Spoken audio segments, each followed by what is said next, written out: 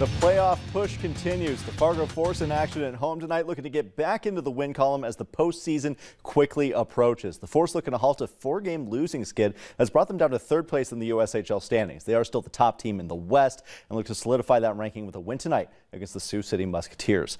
It was also Corgi race night at Shields Arena with some short-legged speedsters showing off their athleticism. Look at them go. Now it's time for the Force to show off a bit, and that's exactly what Cole Knuble does. Look at the dangles on display here, weaving past everybody, firing it into the top shelf. Knuble's nasty goal puts Fargo up 1-0 in the first frame.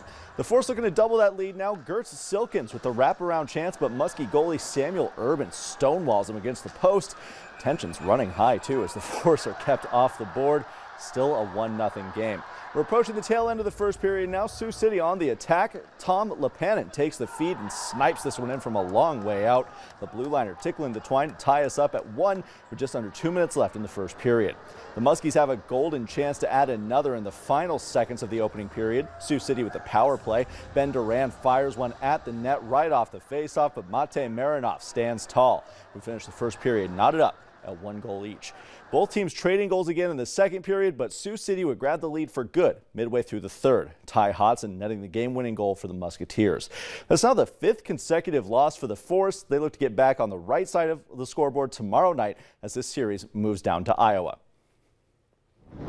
Speaking of being in action in Iowa, the Bison baseball team finishing up a Summit League doubleheader against South Dakota State. North Dakota State taking the first game, but they're in a 5-run hole in the closer. Drew Sackett has something to say about that, though, blasting this 2-run homer over the left field wall. That Jackrabbit lead is cut to just 3 runs.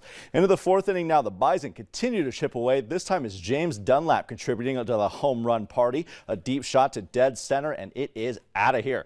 Bison now only down by 2 runs, but the rally continues. Still in the 4th inning, Davis Hamilton finds the gap in left center to bring another run home. The Bison now down by just 1 run. The Jacks re-extend their lead here going into the 9th. It's a 9-6 game, but Stephen Lund isn't ready to stop the home run party. A clutch 2-run blast over the left field wall makes this a 1-score game once again. But that's as close as this one's going to get. These two Summit League rivals splitting today's doubleheader. They're set to meet once more this weekend. This one will also be played in a neutral setting due to the weather. They played in Council Bluffs, Iowa today. Tomorrow, they're going to meet in Omaha, Nebraska. That fun weather we've been dealing with just keeps having its way with our spring sports teams. We talked to the softball team earlier, and I want to say, if it seems like I'm complaining a lot or whining a lot about the weather affecting our spring sports, I absolutely am. I'm sick of it. We're all looking to be outside. He's from Alaska, and he's saying this winter's taking too long. Hutch is back and let us know if there is any light at the end of the tunnel in the weather department next.